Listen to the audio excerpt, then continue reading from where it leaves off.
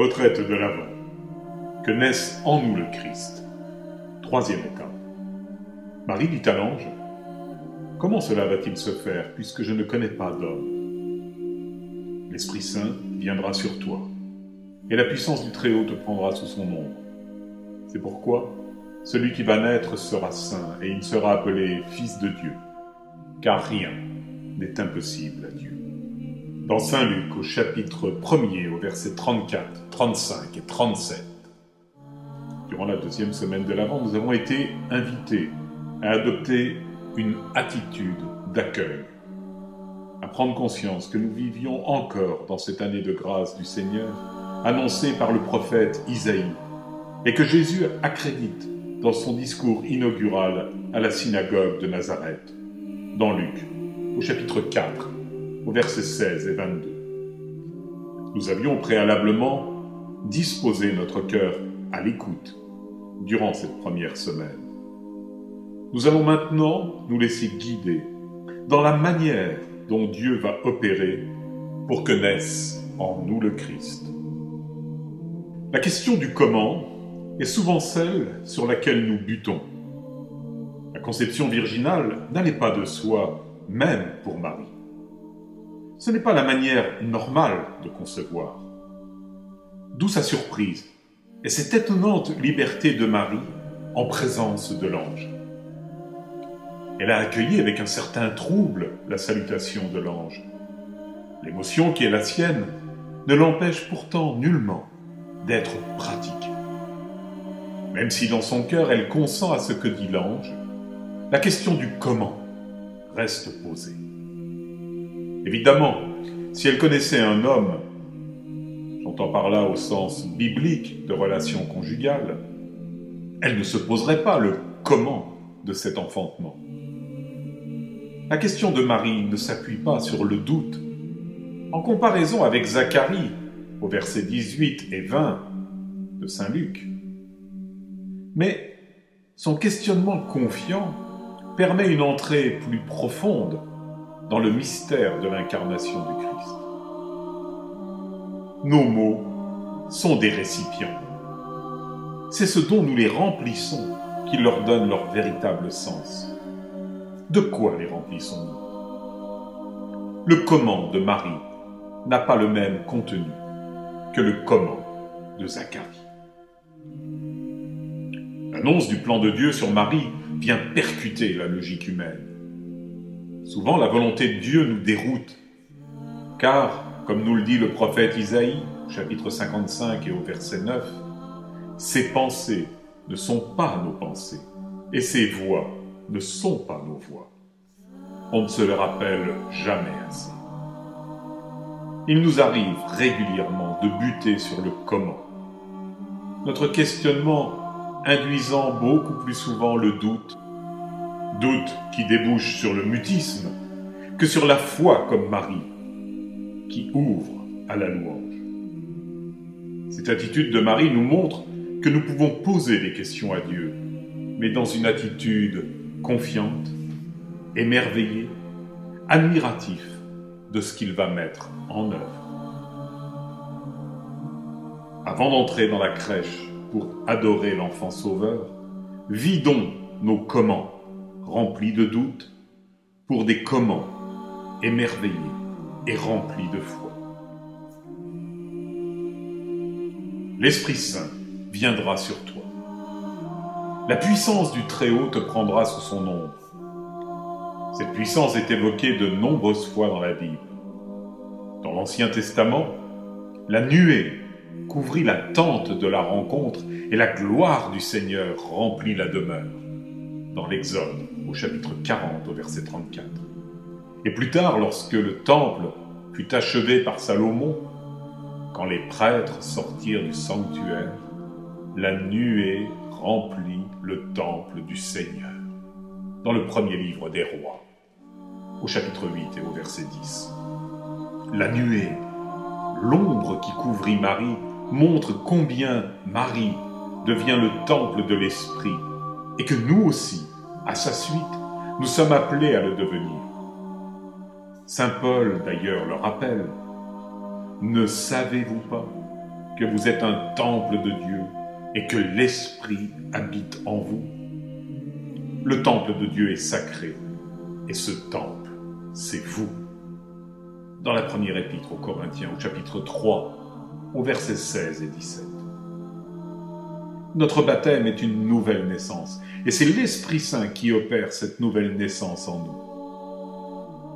En vérité, je te le dis, à moins de naître d'eau et d'esprit, nul ne peut entrer dans le royaume de Dieu, dit Jésus à Nicodème, dans Saint Jean au chapitre 3 et au verset 5. Et Saint Paul nous dit encore, vous tous en effet, baptisés dans le Christ, vous avez revêtu le Christ. Dans Galates au chapitre 3 et au verset 27. Revêtir le Christ a en fait deux sens pour nous. À la fois, le Christ nous revêt et nous revêtons le Christ. Il est notre vêtement et nous sommes son vêtement. Nous sommes son corps, ses mains, ses yeux. En associant trop souvent le fait que l'on revête le Christ au vêtement blanc, nous en oublions l'autre aspect qui est de donner corps au Christ, à l'image de l'Église. Dans Lumen Gentium, au paragraphe 64, et dans le catéchisme de l'Église catholique, au paragraphe 507, il est dit « L'Église devient à son tour une mère, grâce à la parole de Dieu qu'elle reçoit dans la foi. Par la prédication, en effet, et par le baptême, elle engendre à une vie nouvelle et immortelle des fils conçus du Saint-Esprit et nés de Dieu. » Ainsi se réalise le vœu de Jésus. Demeurez en moi, et moi en vous, dans Saint Jean, au chapitre 15 et au verset 5. Réjouissons-nous d'être temple de l'Esprit, et méditons sur les conséquences dans notre propre vie. Car rien n'est impossible à Dieu. Nous avons du mal à croire que Dieu puisse accomplir des prodiges aujourd'hui. Qu'il en ait accompli hier et pour d'autres, nous l'admettons. Mais aujourd'hui, pour nous, c'est une autre affaire. Nous n'osons pas lui demander d'accomplir de grandes choses parce que notre foi est défaillante. Nous lui demandons ce qui nous paraît possible, réalisable. Dans ce cas, pourquoi ne le faisons-nous pas nous-mêmes? Si c'est faisable à nos yeux, pourquoi le demander à Dieu? Dieu est le Dieu de l'impossible. Et à cet impossible, auquel nul n'est tenu, nous dit la sagesse populaire. Le problème que nous rencontrons, les disciples, les apôtres l'ont rencontré eux aussi, alors ne nous décourageons pas. L'Esprit Saint les en a guéris. Ils avaient vu que Jésus avait la capacité de chasser les démons, guérir les paralytiques, les lépreux, calmer une tempête, ressusciter une jeune fille, qu'il pouvait même multiplier les pains. Et ils venaient de découvrir qu'il pouvait aussi marcher sur l'eau. Mais ils n'avaient pas compris que rien ne lui est impossible. Et pourquoi? Parce que leur esprit était bouché. Selon certaines traductions, il est dit « leur cœur était endurci ». C'est la conclusion de cet épisode de la marche sur les eaux qui est surprenante. Saint Marc, au chapitre 6 et au verset 52, termine cette marche sur les eaux en disant « Ils étaient intérieurement au comble de la stupeur, car ils n'avaient pas compris le miracle des pains, mais leur esprit était bouché. » Reconnaissons-le, c'est l'état qui est le nôtre aujourd'hui encore et qui empêche la grâce d'être féconde en nous. Esprit bouché, cœur endurci. Souvent, Jésus fait ce reproche. Mais si ce reproche est fait par Jésus, le moyen de guérir est en même temps proposé. La puissance de l'Esprit Saint en nous peut déboucher, dégager tout ce qui obstrue l'accès à notre cœur, là où réside la compréhension profonde et véritable.